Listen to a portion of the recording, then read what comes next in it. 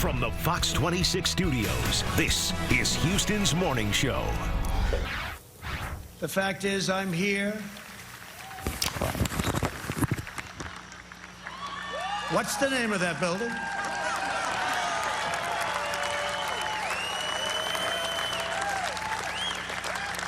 But I'll say it differently. The fact is, we're here, and they're not. President Donald Trump accepting his party's nomination for 4 more years in front of the White House, a first for either party political convention. While some marveled at the optics, others criticized it as an abuse of power. This morning, we're getting a local take. So we're joined by Fox 26's political analyst Jackie Bally and Dallas Jones. Good morning to you both. Jackie, I'm going to start with you since you are on the Republican side of things. So let's talk about the convention, some highlights that you thought and were happy to see happen. Yes, the convention overall was a very good one. It was very successful. What it did was it not only galvanized the Republican Party, but it also helped us reach out to independents. You saw so many independents who participated in the convention who said, I never voted Republican before, I was a Democrat before, but I am supporting the president, not only because of his policies that help move our country forward, not only does he have policies that we know that can work, we've seen it, but he is the one who can continue to move us forward in a very positive light. A lot of us want to see our country move together. We want to support our law enforcement.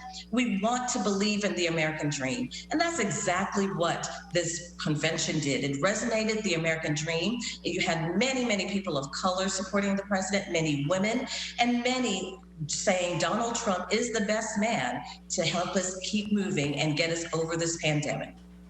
That convention was an American nightmare. All right, Dallas.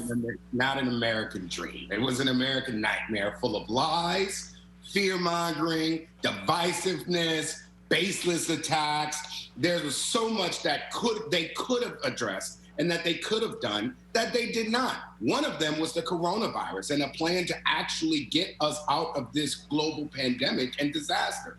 The other one were the racist attacks. No mention of what's happening in Jacob Blake, with Jacob Blake in this country. They wanted us to believe that Donald Trump was a nice guy. They wanted us to believe that Donald Trump was not a racist. They wanted us to believe that Donald Trump was not anti-women. And guess what?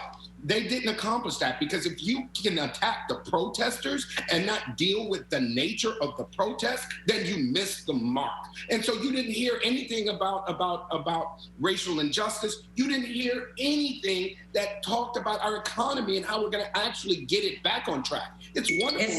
It's wonderful. It's funny when he started talking, I just knew he was talking about his own convention. I did not interrupt you, Jackie. It is wonderful to talk about the economy you gained from Barack Obama. But what are you going to do with the economy that's going to be the legacy of Donald Trump and this presidency? We didn't hear solutions. We heard lies and attacks. A lot of the things we did not hear also is all of these Democrat cities where the president wants to bring in forces to try to contain a lot of the violence.